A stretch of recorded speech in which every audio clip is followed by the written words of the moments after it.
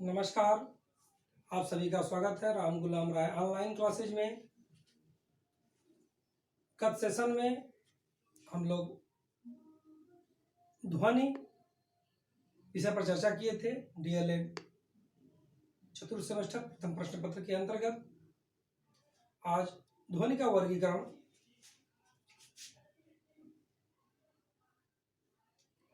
विषय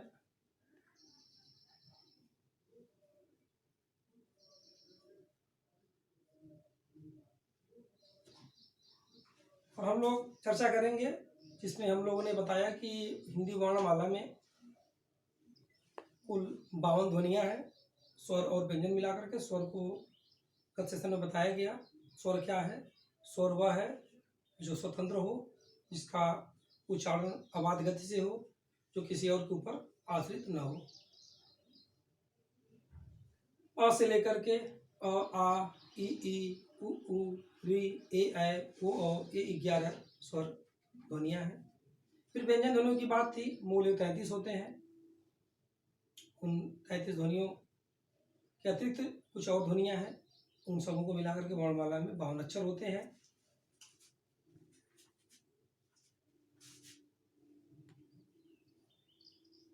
हिंदी में 52 है। उसके बाद इनका विभाजन की बात आई थी। ध्वनियों का वर्गीकरण करने के पूर्व थोड़ा इस विषय पर थोड़ा ध्यान कर लें कि जिस प्रकार से हम वर्तनी को महत्वपूर्ण स्थान देते हैं और वर्तनी हमारा उच्चारण का एक स्थान है, ठीक उसी प्रकार से ध्वनि का संबंध रूप से है और रूप का संबंध अर्थ से है। और वर्तनी का संबंध अगर अर्थ से है तो यह ध्वनि कहीं न कहीं हमारे अर्थ को प्रभावित करता है। इसलिए उच्चारण दोषों को दूर करने के लिए, वर्तनी अशुद्धि को दूर करने के लिए ध्वनि का उच्चारण का ज्ञान होना आवश्यक है। इसके लिए ध्वनि का वर्गीकरण को जब हम देखते हैं तो इसके 3 स्थान हैं। वो मूल रूप से एक है स्थान के आधार पर, एक है प्रयत्न के आधार पर और एक है इंद्रिय या कर्ण के आधार पर।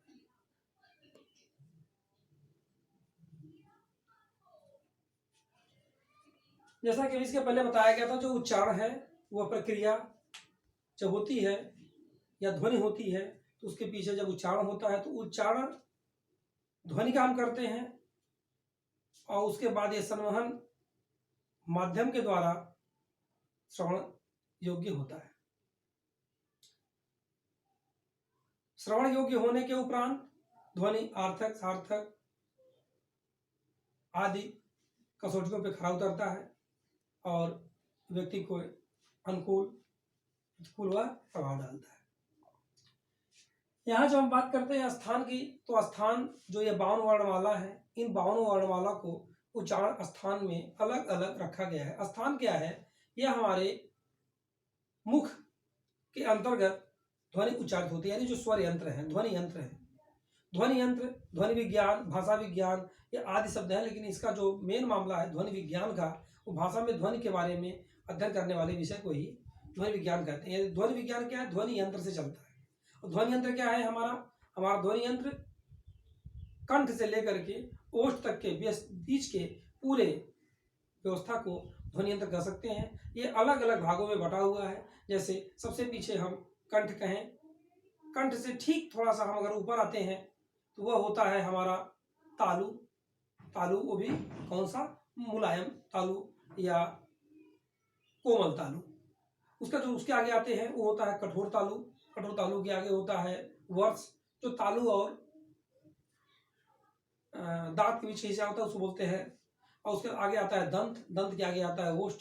इस प्रकार से कंठ, तालु, मूर्धन्य, मूर्धन्य ऊपर के हिस्से कहते हैं, जो वर्ष यानी मसगुड़े से पीछे का हिस्सा होता है, और ओष्ठ इस प्रकार से एक हिस्सा बचता है बीच में। जिह्वा, जिह्वा को भी 3 भागों में बांटते हैं और वह भी स्वर को उच्चारित करने के काम आता है। यहाँ स्थान के दृष्टिकोण से हम इसके भाग को एक बार देखेंगे कि यह कुल कितने इसके भाग है।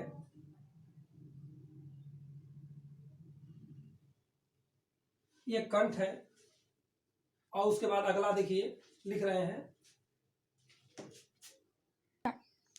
ये आप देख रहे हैं स्थान के आधार पे कंठ, अ आ क वर्ग, ह विसर्ग, तालु ई च वर्ग च छ ज झ इय य और स, मूर्धा री ट ठ ट वर्ग र और स, दंत में त थ द ध त्र, वर्ष में वर्ष को बोलते हैं मसूड़ा भी कर सकते हैं, तो समझने के लिए आसान रहेगा। ठीक, ओट्स उ प फ प भ म, कंठ और ओट्स दोनों के मिलकर के आता है ओ औ, कंठ और तालु से आता है ए ऐ छ, दंत और ओष्ठ व और फ, कंठ जिह्वा क ख ग, ये कंठ और जिह्वा ये जो अक्षर है क वर्ग कंठ है, ये कहीं कहीं कंठ और जिह्वा मूल में से 3 निकलता है। नासिक, अंग, इय न म, अनुस्वार और वर्ष में भी आता है न और यहाँ भी न। इसके साथ एक शब्द और आता है जीभ की रगड़ से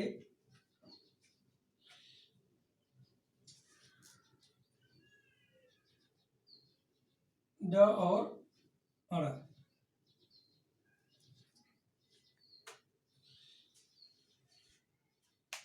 ध्वनि का उच्चारण अगर स्थान सही हो तो शब्द की रूप और शब्द का अर्थ ये दोनों का संबंध बहुत ठीक चलेगा। ध्वनि के स्थान के आधार पर इसका अनवरत अभ्यास करने से और एक एक शब्द को अगर हम अपने व्यवहार में स्थान सही न होकर के गलत स्थान से अगर वह अक्षर या वर्ण निकलता है तो उसको सुनने वाले के ऊपर वो कुछ और समझेगा। उस दृष्टिकोण से इन एक एक वर्णों को हम अपने उसी स्थान से अगर स्पर्श कराते हुए बोले, संघर्ष कराते हुए बोले तो क्या होगा, वह प्रत्येक वर्ण या अक्षर अपने सही ध्वनि और स्वरूप में आएगा। प्रत्येक ध्वनि और स्वरूप में आने का मतलब जिस प्रकार से एक एग्जाम्पल के रूप में यहाँ ले, ये केवल कंठ से स्वर है, कंठ से निकल रहा है, आ क ख, आप जरूर क बोल रहे हैं, ये कंठ और जिह्वा का जो मूल है वो वहां से वो टच हो रहा है, क ख ग घ में जिह्वा मूल टच नहीं हो रहा है, इसलिए घ को यहाँ रखा तो गया है लेकिन यह कंठ जिह्वा का। तालु में ई, अब यह तालु शब्द जो है, तालु और मूर्धा ये दो शब्द है, मूर्धा कठोर तालु और तालु कोमल तालु। तालु का मतलब जो जिह्वा का पीछे वाला हिस्सा है, पश्च भाग, उसके ठीक ऊपर का जो कोमल हिस्सा होता है वो तालु में आएगा। आप इसको बोलेंगे ई च वर्ग च छ ज झ इय य स, ये सब ठीक पीछे के हैं, इसलिए यह स तालु स है,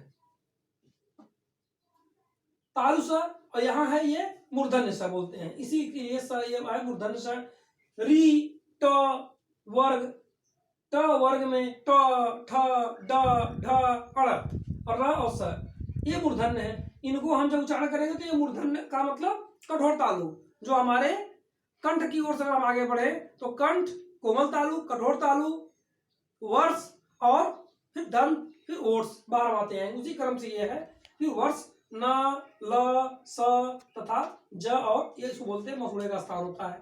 फिर होता है ओट्स, ओट्स जो आपका ओठ है उसको ओट्स के आधार पे उ प फ ब भ म, फिर आएंगे कंठ और ओठ के माध्यम से ओ और औ का उच्चारण होता है, कंठ और तालु के माध्यम से ए ऐ और छ का उच्चारण है, दंत और ओष्ठ के माध्यम से व और फ है, कंठ जीवा जैसा कि बताए क ख ग, नासिक में अंग इय न म, इन सब का उच्चारण स्थान, अनुस्वार और चंद्र बिंदु भी उसी के अंतर्गत आएगा। ये हम देखें स्थान के दृष्टिकोण से। अब इसके बाद जो अगला क्रम है वो है प्रयत्न। प्रयत्न के दृष्टिकोण से हम देखते हैं तो ध्वनि का जो वर्गीकरण है वह मूल रूप से 2 प्रकार से है। प्रयत्न के आधार पे आभ्यंतर प्रयत्न और बाह्य प्रयत्न। आभ्यंतर प्रयत्न के अंतर्गत अगर हम देखेंगे तो यह कुल 4 प्रकार का होता है। 4 प्रकार का जो होता है वो है विवृत,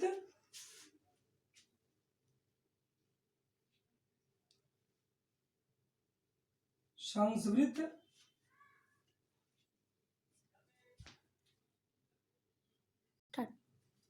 आभ्यंतर प्रयत्न और बाह्य प्रयत्न। जिसमें आता है विवृत, स्पृष्ट, ईषद विवृत, ईषद स्पृष्ट। इसके अंदर विवृत में ये सभी स्वर आते हैं और इसमें क वर्ग से कि जितने हैं क से म तक के ये सारे अक्षर आते हैं और इसमें य र ल व और इसमें उस व्यंजन स स स। इस प्रकार से इसके अंतर्गत 4 वर्ण, यहाँ 4, यहाँ 25 और यहाँ सभी स्वर, ये आभ्यंतर प्रयत्न के अंतर्गत ये आते हैं।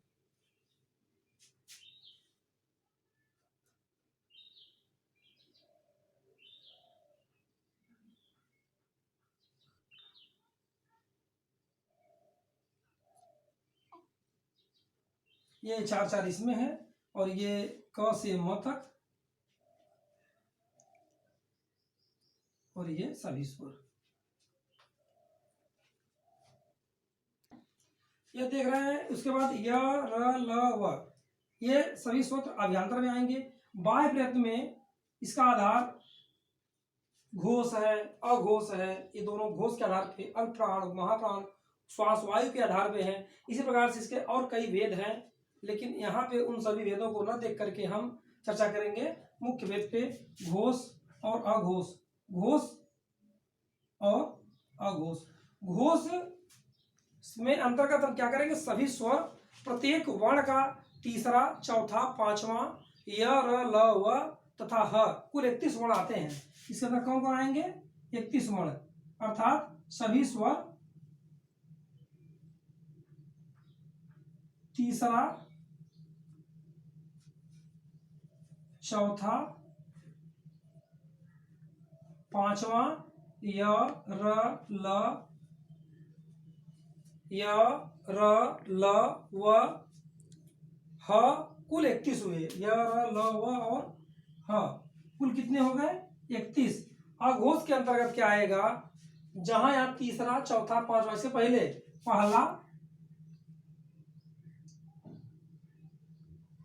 दूसरा, पहला दूसरा क्या, यह पहला दूसरा प्रत्येक वर्ण का पहला दूसरा है और उसके बाद है स स ह, कुल 13 वर्ण है। इसकी संख्या कितनी है, कुल 13। स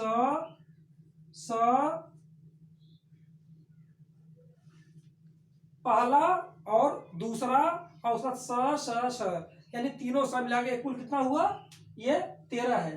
अब इसके बाद बात करते हैं अल्प प्राण की। अल्प प्राण के अंतर्गत कुल ध्वनि उच्चारण की संख्या है 30। कितनी है, 30। अल्प प्राण में जब हम बात करेंगे, जो ध्वनि की संख्या 30 है, उसमें आएगा प्रत्येक का पहला, तीसरा और पांचवा, य र ल व। पहला,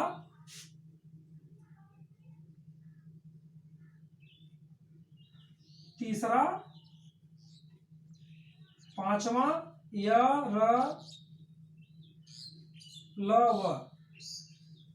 अल्प प्राण में कुल 30 ध्वनियां हैं, पहला, तीसरा, पांचवा, य र ल व। उसके बाद इसके अंतर्गत आता है ये 3 वर्ग और य र ल मिला के कुल 30 ध्वनियां। जो दूसरा का भाग है वो है महाप्राण। महाप्राण में कुल कितने वर्ण हमारे आते हैं, 14। वो 14 कौन कौन से हैं, यहाँ था पहला, तीसरा, पांचवा यानी दूसरा और चौथा वर्ण। क्या हुआ, दूसरा और चौथा, और तीनों स और ह, कुल मिला के 14 हुए। यानी दूसरा, चौथा और स और ह, ये कुल कितने हुए, 14। इसके बाद ठीक इसी के अगले क्रम में हमारा आता है इंद्रिय और कर्ण, और इसको थोड़ा और डिटेल में हम अपने ठीक इसके अगले वीडियो में अध्ययन करेंगे। धन्यवाद।